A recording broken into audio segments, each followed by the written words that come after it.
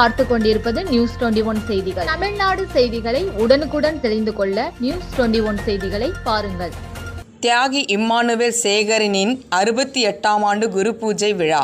ராமநாதபுரம் மாவட்டம் பரமக்குடியில் தியாகி இம்மானுவேல் சேகரனின் நினைவிடத்தில் 68ஆம் ஆண்டு நினைவு நாள் மற்றும் குரு பூஜை விழா நடைபெற்றது.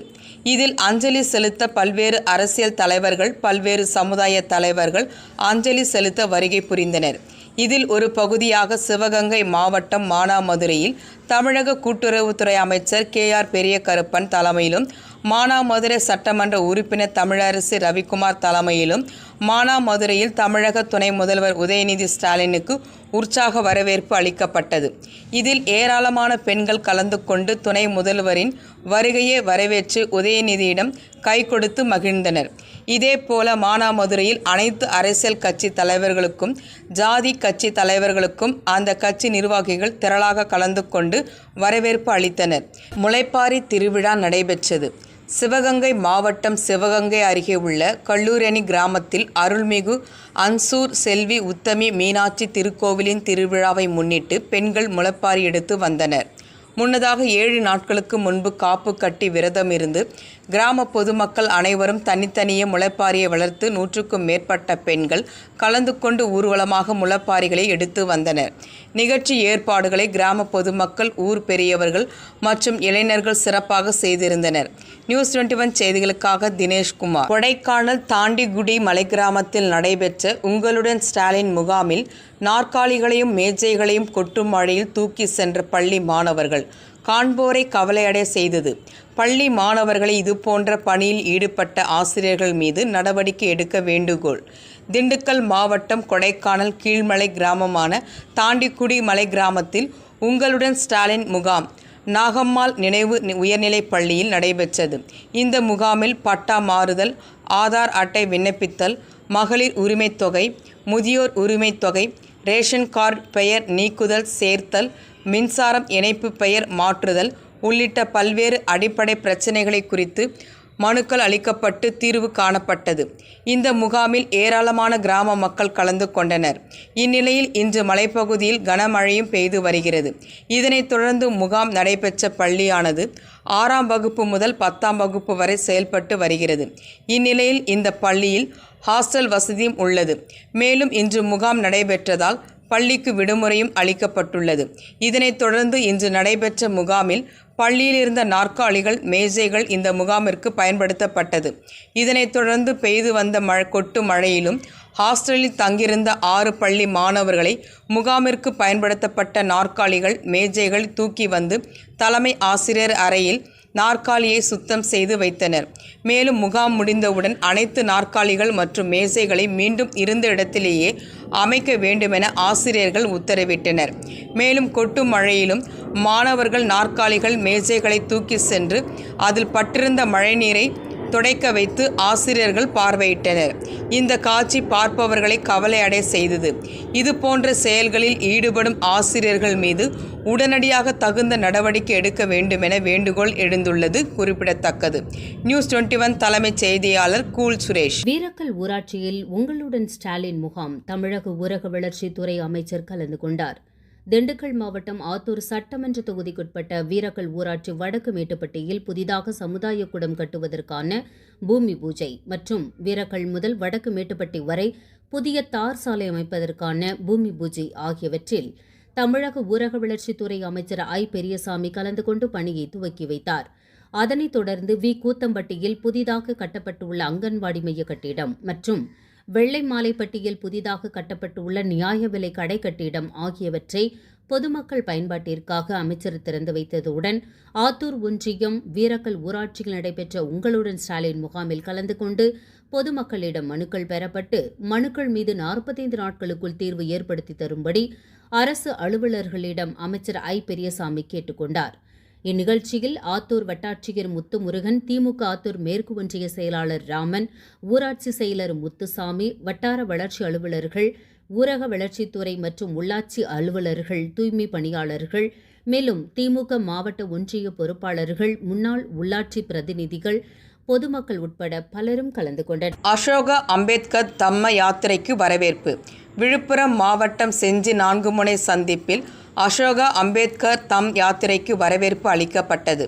உலக அமைதி மற்றும் சகோதரத்துவத்தை வலியுறுத்தி கேரளாவிலிருந்து செப்டம்பர் 7ஆம் தேதி தொடங்கி அக்டோபர் 1ஆம் தேதி நாக்பூர் வரை செல்லும் யாத்திரையானது திருவண்ணாமலை வழியாக செஞ்சி வந்தடைந்தது. இந்த குழுவை செஞ்சி பௌத்த சங்கத்தின் சார்பில் சங்க தலைவர் வழக்கறிஞர் மழைமேனி பாண்டியன் தலைமையில் வரவேற்பு அளித்தனர். தொடர்ந்து செஞ்சி திருவண்ணாமலை சாலையிலிருந்து 4 முனை சந்திப்பு வரை ஊர்வலமாக சென்றது.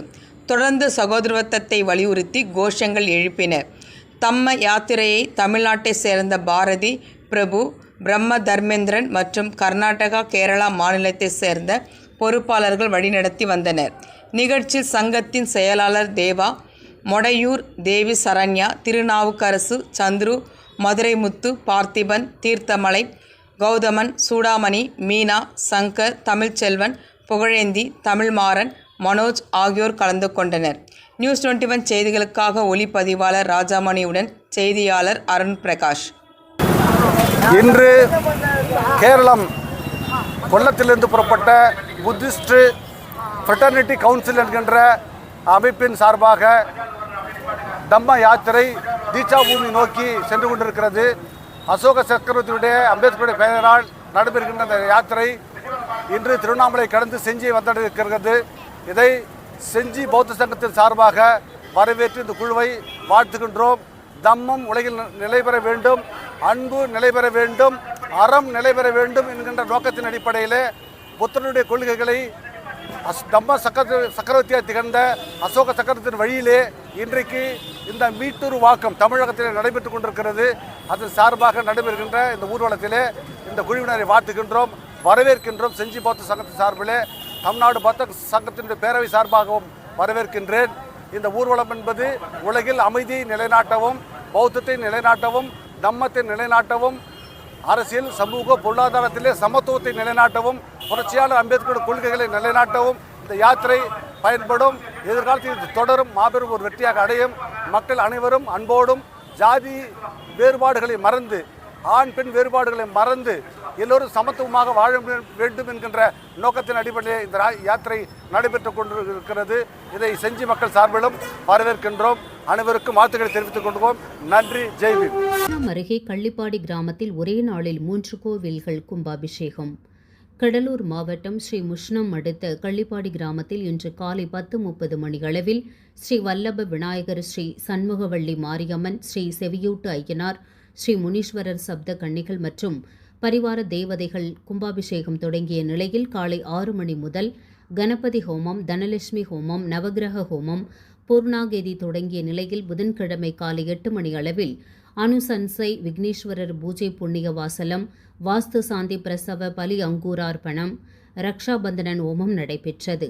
இதனைத் தொடர்ந்து இன்று காலை சுமார் 5:30 மணியளவில் பூஜை கோடங்கி காலையாக பூஜை நாடி சந்தானம் பரிசுகாதி நடைபெற்று பூர்ணகேதி சுமார் 9 மணி அளவில் கரகம் புறப்பாடு நடைபெற்று சுமார் 10 மணி அளவில் விமான கலசத்தில் புனித நீர் ஊற்றப்பட்டது.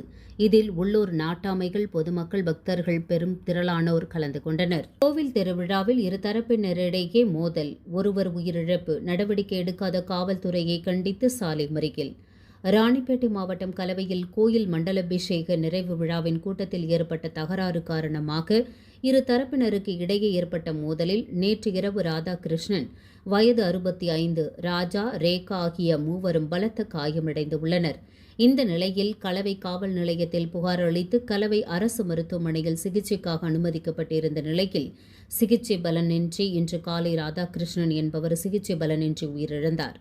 இந்த நிலையில் மகன் ராஜா, மருமகள் ரேகா மற்றும் உறவினர்கள் சம்பந்தப்பட்ட நபர்கள் மீது இதுவரையிலும் நடவடிக்கை எடுக்காத கலவை காவல்துறையினரை கண்டித்து சாலை மறியலில் ஈடுபட்டனர். இதனால் சுமார் 2 மணி நேரமாக போக்குவரத்து பாதிப்பு ஏற்பட்டது. இதனால் சுமார் 2 மணி நேரமாக பரபரப்பு ஏற்பட்டது. பழனி, திண்டுக்கல் மாவட்டம் 11/9/2025 அன்று பெரியார், அண்ணா, கலைஞர் போன்ற தலைவர்களின் உயிர்த்துடிப்பை நமது முதலமைச்சர் கட்டி காப்பதால் உயர்கல்வியை அனைவரும் எளிதாக அடைய முடிவதாக உயர்கல்வித்துறை அமைச்சர் கோவி செழியன் தெரிவித்தார். பழனியில் இந்து சமய அறநிலையத்துறை கட்டுப்பாட்டில் இயங்கி வரும் பழனி ஆண்டவர் கலை மற்றும் பண்பாட்டு அறிவியல் கல்லூரியில் மாபெரும் தமிழ் கனவு நிகழ்ச்சி நடைபெற்றது. தமிழர் பண்பாடு, நாகரிகம், கலாச்சாரம் உள்ளிட்டவைகளை அனைவரும் அறிந்து கொள்ளும் வகையில் நடத்தப்படும் மாபெரும் தமிழ்கனவு நிகழ்ச்சியில் சிறப்பு விருந்தினராக உயர்கல்வித்துறை அமைச்சர் முனைவர் கோவி செழியன் கலந்து கொண்டு சிறப்புரையாற்றினார். மருத்துவம், விளையாட்டுத்துறை, பெண் கல்வி, உயர்கல்வி உள்ளிட்ட அனைத்து துறைகளிலும் முதலிடத்தில் தமிழ்நாடு சிறந்து விளங்கி வருவதாகவும், தடுக்கப்பட்ட கல்வி செல்வத்தை, பட்டதாரி என்ற அடையாளத்தை இன்று நாம் அனைவரும் பெற்றிருக்கிறோம் என்று சொன்னால் அதற்கு திராவிட இயக்கங்களே காரணம் என தெரிவித்த அவர், இந்நாட்டிற்கும் மக்களுக்கும் அண்ணா, பெரியார், கலைஞர் ஆற்றிய உயிர் துடிப்பை கட்டி காக்கும் முதலமைச்சராக நமது முதலமைச்சர் உள்ள காரணத்தால் நாம் அனைவரும் உயர்கல்வியை எளிதாக அடைய முடிவதாக அமைச்சர் தெரிவித்தார். தமிழ் கனவு குறித்து சிறப்பாக கேள்வி மற்றும் பதிலளித்த மாணவ மாணவிகளுக்கு சான்றிதழ்களும் பரிசுகளும் வழங்கப்பட்டது. நிகழ்ச்சியில் மாவட்ட ஆட்சியர் சரவணன், பழனி, கோயில் அறங்காவலர் குழு தலைவர் சுப்பிரமணியன் உள்ளிட்டோர் மற்றும் மாவட்டம் முழுவதிலுமிருந்து 8 கல்லூரியை சேர்ந்த மாணவ மாணவிகள், பேராசிரியர்கள் கலந்து கொண்டனர். வராகி அம்மனுக்கு தேய்பிறை பஞ்சமி வழிபாடு. தேனி மாவட்டம் பெரியகுளம் தென்கரை பகுதியில் அமைந்துள்ள வராகி அம்மன் திருக்கோவிலில் தேய்பிறை பஞ்சமி தினத்தினை முன்னிட்டு வராகி அம்மனுக்கு 11 வகையான அபிஷேக பொருட்கள் கொண்டு சிறப்பு அபிஷேகம் நடைபெற்றது. தொடர்ந்து அலங்கரிக்கப்பட்ட வராகி அம்மனுக்கு தீப ஆராதனைகள் காட்டப்பட்டன. இந்நிகழ்வில் பக்தர்கள் பலர் கலந்து கொண்டு வராகி அம்மனை வழிபட்டு சென்றனர்.